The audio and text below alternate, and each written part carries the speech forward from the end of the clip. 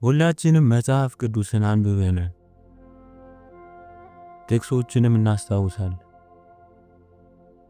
ይህ ሆኖ ሳለ ግን በእርግጥ ጥቅሶች የያዟቸውን መንፈሳዊ ጽንሰ ሐሳቦች በአእምሯችን ውስጥ ተክለናቸዋል። በዘዳግም ምዕራፍ 6 ቁጥር 6 እስከ 9 ላይ ተነግሮናል። እኔም ዛሬ አንተን የማዘውን ይህን ቃል በልብህ ያዝ፣ ለልጆችህም አስተምረው፣ በቤትህም ስትቀመጥ፣ በመንገድም ስትሄድ፣ ስትተኛም ስትነሳም ተጫወተው። በእጅህም ምልክት አድርገህ ሰረው፣ በዓይኖችህም መካከል እንደ ክታብ ይሁንልህ። በቤትህም መቃኖች በደጃፍም በሮች ላይ ጻፈው።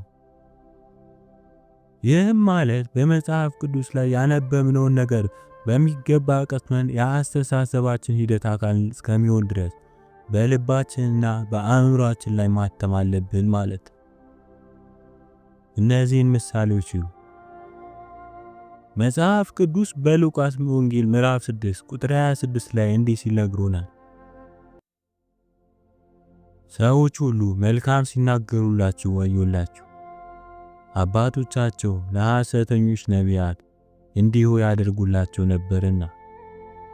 እንዲሁም በድጋሚ በሉቃስ ወንጌል ምዕራፍ 6 ቁጥር 22 እስከ 23 ላይ ሰዎች ስለ ሰው ልጅ ሲጠሏችሁ፣ ሲለዩአችሁም፣ ሲነቅፏችሁም፣ ስማችሁንም ለክፉ ሲያወጡ ብፁዓን ናችሁ፣ እነሆ ዋጋችሁ በሰማይ ታላቅ ነውና። በዚያን ቀን ደስ ይበላችሁ፣ ዝለሉ፣ አባቶቻቸው ነቢያት እንዲህ ያደርጉባቸው ነበርና። በዚህም መሰረት ከመመስገን ይልቅ መነቀፍ የበለጠ ብጽዕና ነው። ሰዎች ሲያመሰግኑ ለእኔ መንፈሳዊነት አደገኛ እንደሆነና ሰዎች ሲነኩኝ በሐሰት ክፉ ሲናገሩብኝ ማመስገን በአእምሮዬ ውስጥ ተክየዋለሁ። የማይቻል ነገር ነው ልትሉ ትችላላችሁ፣ ግን መሆን ያለበት ነው። አቡነ ዮሐንስ የተባሉ አባት በየሳምንቱ ሐሙስ በአቅራቢያቸው ወዳለ አንድ መንደር ለማስተማር ይሄዱ ነበር። በግብጽ እንደተለመደው ወደዛች መንደር ለመሄድ ሲሳፈሩ ከአንድ አክራሪ ሌላ ሰው ጋር መዳበል ነበረባቸው። በዚህ ጊዜ አንድ አክራሪ ሙስሊም ሁል ጊዜ በተመሳሳይ ሰዓት አብሯቸው ይሳፈር ነበር። ሊሳፈሩ ሲገቡ ታዲያ ፊቱን ዞር ያደርግና ይተፋ ነበር። ይህን አስነዋሪ ድርጊት ለዓመታት ይፈጽም ነበር። አንድ ቀን ጳጳሱ ሊሳፈሩ ሲመጡ ያ ሰው አልነበረም። አቡነ ዮሐንስ ከልባቸው አዝነው እግዚአብሔርን መጠየቅ ጀመሩ። ጌታዬ ሆይ ይህንን በረከት ለምን አስቀረህብኝ? ይህንን በረከት ከዚህ በላይ እቀበል ዘንድ እንደማልገባ የወሰንከው በኃጢአቶቼ መብዛት ይሆን?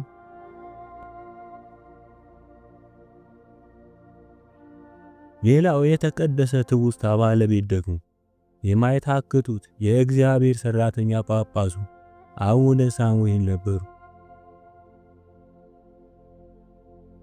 እኚህ አባት እንደተለመደው ብዙ ጠላቶች ነበሯቸው። እጅግ አስጸያፊ መልእክቶችን እየጻፉ በደብዳቤ መልክ ይልኩላቸው ነበር። እሳቸውም እነዚህን አስጸያፊ ስድቦች በመሳቢያቸው ውስጥ ያስቀምጧቸው ነበር። በሚከፋቸውና በሚተክሱ ጊዜ ማህደራቸውን ከፍተው እነዚህን ደብዳቤዎች ያነብቡ ነበር። ከዚህ በኋላ የመታደስ ስሜት ይሰማቸዋል። ምክንያቱም ነቀፋዎችን ሲያነቡ በእያንዳንዱ ስድብ ውስጥ በረከትን እንዳለ ስለሚያዩ ነበር። በመጽሐፍ ቅዱስ ላይ የምናነበውን በልባችን ውስጥ መትከል የምንለው እንግዲህ ይህንን ነው።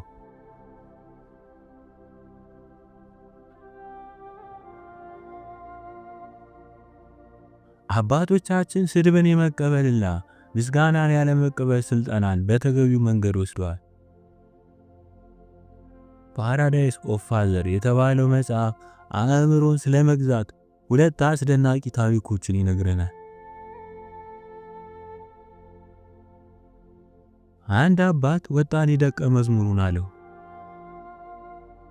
ሂድና ሙታንን ተሳደብ።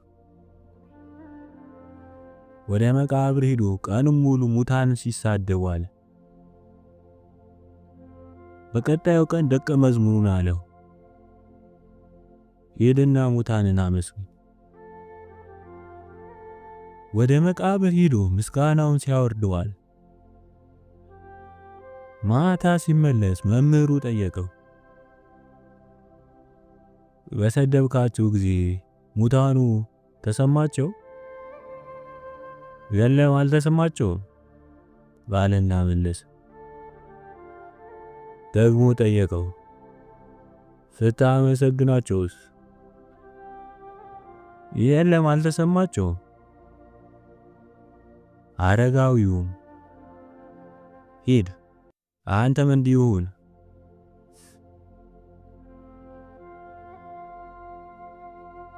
ሌላው ታሪክ ደግሞ መነኩሴ ይሆን ዘንድ ወደ ገዳም ስለሄደ የሀብታም ቤተሰብ ልጅ ስለሆነ ወጣት ነው። መምህሩ ስድብን በደስታ ለመቀበል ራስን አስለምድ ብለው ነገሩት። ዙሪያውን ቢፈልግ በገዳም ውስጥ እርሱን የሚሰድቡ የለም። ስለዚህ ወደ መንደር ሄዶ ወደ ገዳም መጥቶ ስድብን በደስታ መቀበል እስኪ ለምድ ድረስ እንዲሰድቡ አንድ ሰው ቀጠረ። አንድ ቀን ከሌሎች መነኮሳት ጋር ወደ ከተማ ተልኮ ሳለ አንድ ቁጡ ሰው የስድብ ናዳ ሲያወርድበት በደስታ መሳቅ ጀመረ። ሌሎቹ መነኮሳት ለምን እንደሚስቅ ቢጠይቁት ለዚህ ለመሰደብ ስከፍል ነበር፣ አሁን ግን በነፃ አገኘሁት አላቸው። መጽሐፍ ቅዱስ በአንደኛ ዮሐንስ ምዕራፍ 2 ቁጥር 15 ላይ እንዲህ ይለናል፣ ዓለምን ወይም በዓለም ያሉትን አትውደዱ። ማንም ዓለምን ቢወድ የአባት ፍቅር በእርሱ ውስጥ የለም። እንዲሁም በያዕቆብ ምዕራፍ 4 ቁጥር 4 ላይ ዓለምን መውደድ ለእግዚአብሔር ጥል እንዲሆን አታውቁምን? እንግዲህ የዓለም ወዳጅ ሊሆን የሚፈቅድ ሁሉ የእግዚአብሔር ጠላት ሆኗል። ይህንንስ በአእምሯችሁ ውስጥ ተክለነው ይሆን? የፍጹምነት መንገድ ዓለምንና በዓለም ያሉትን ነገሮች ሁሉ መናቅ ነው። ስለ እርሱ ሁሉን ተጎዳው፣ በእርሱ እገኝ ዘንድ ሁሉን እንደ ጉድፍ እቆጥራለሁ። ፊልጵስዩስ ምዕራፍ 3 ቁጥር 18።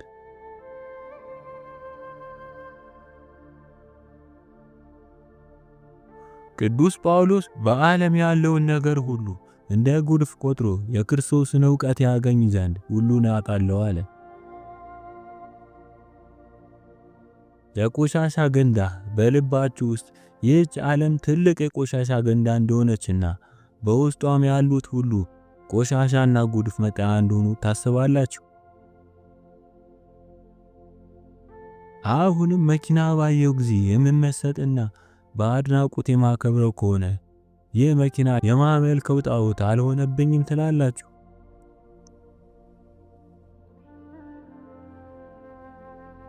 አስታውሳለሁ አንድ ቀን ወጣቶችን አሳፍሬ ከሚሲሳው ጋር ወደ ኪችነር ያመጣዋቸው ነበር። ሁሉም የሚያወሩ ስለ መኪኖች ነበር።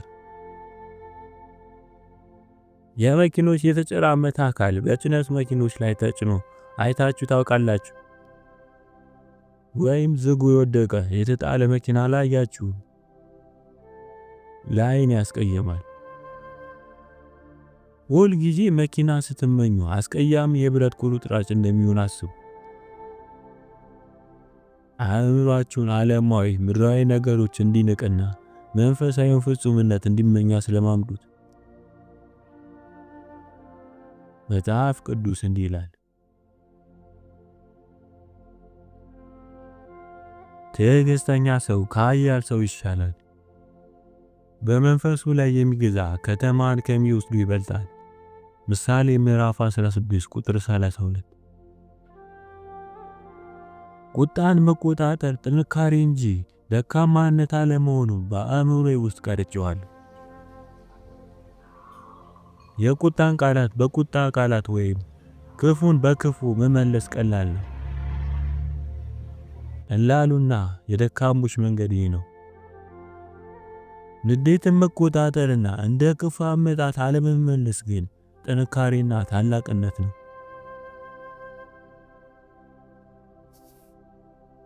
አንዴ ሲመቱ ሌላውን ቁጭ መስጠትስ ፈሪነት ሳይሆን ጀግንነት እንደሆነ በአእምሯችሁ ውስጥ ተተክሏል? በማይቻል ትነግሩኛላችሁ። እኔ ግን ይቻላል እላችኋለሁ። በዘጠናዎቹ ውስጥ የተፈጸመ እውነተኛ ታሪክ ነው። አንድ መነኩሴ የገዳሙን አስፈላጊ ዕቃዎች ለማሳደስ ተልኮ ወደ ካይሮ መኪና እየነዳ ይሄዳል። ከካይሮ ጠባብ ጎዳናዎች በአንዱ እየነዳው የነበረው መኪና አንድ የቆመ መኪናን ጭኖት ያልፋል። መነኩሴው የመኪናውን ባለቤት አጠያይቆ ያገኘውና ይቅርታ ጠይቆት ለማሳደሻ ልክፈል ይለዋል። የመኪናው ባለቤት ግን አክራሪ ነበር።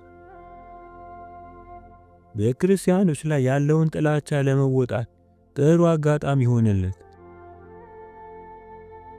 ስለዚህ መነኩሴው መሳደብ ጀመረ። አልፎም በጥፊ መታው። መነኩሴው ምንም ሳይል ሌላኛውን ጉንጩ ሰጠው። በዚህን ጊዜ ሰውየው ልቡ ተነክቶ አልቅሶ መነኩሴውን ይቅርታ ጠየቀ። እንዲህም አለው፣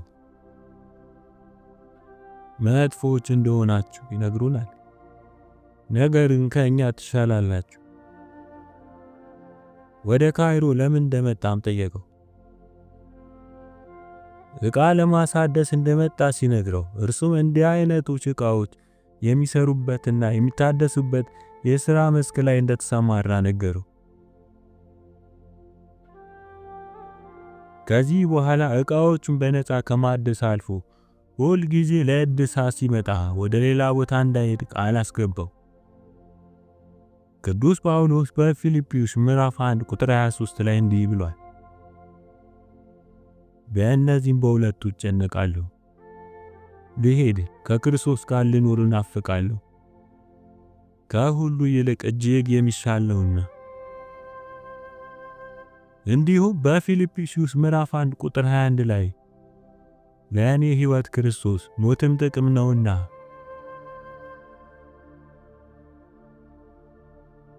በእርግጥ ሞት ጥቅም እንጂ ጉዳት አለመሆኑ በአእምሯችሁ ውስጥ ተተክሏል?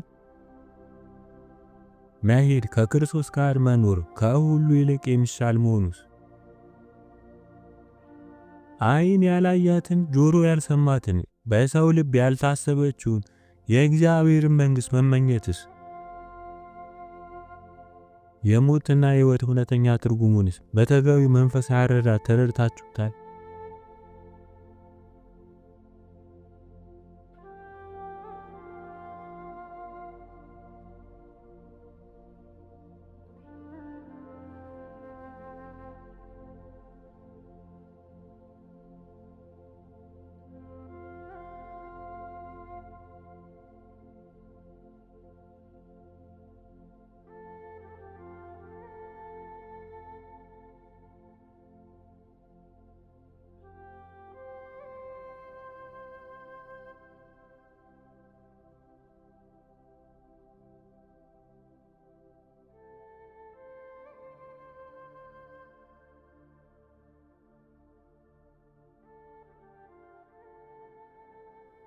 ክርስቲያናዊ ፍጹምነትን ለማግኘት የምትፈልግ ከሆነ ሕሊናህን ለነፍስ ከማይጠቅም ወሬ መጠበቅ አለብህ።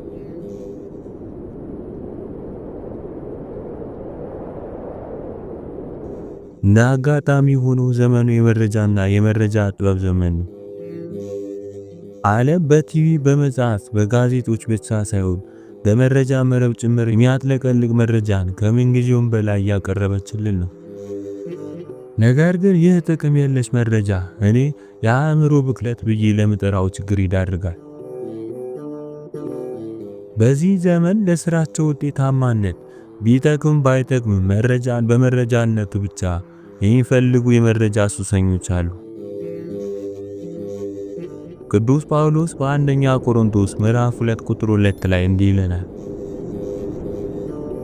በመካከላችሁ ሳለሁ ከኢየሱስ ክርስቶስ በቀር እርሱም እንደተሰቀለ ሌላ ነገር ላላቆርጬ ነበር።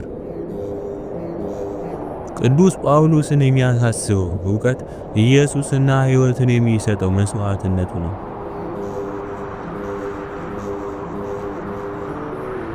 መክብብ ምዕራፍ 1 ቁጥር 18 ላይ ደግሞ በጥበብ መብዛት ትካዜ ይበዛልና ዕውቀትንም የሚጨምር ሐዘንን ይጨምራልና ይላል። ለጥቅም አልባ ዕውቀት የመጀመሪያው ምሳሌ ዜናን ከመጠን በላይ መመልከት ነው። በዙሪያችን ባለው ዓለም ላይ ምን እየሆነ እንዳለ ማወቅ መልካም ነው።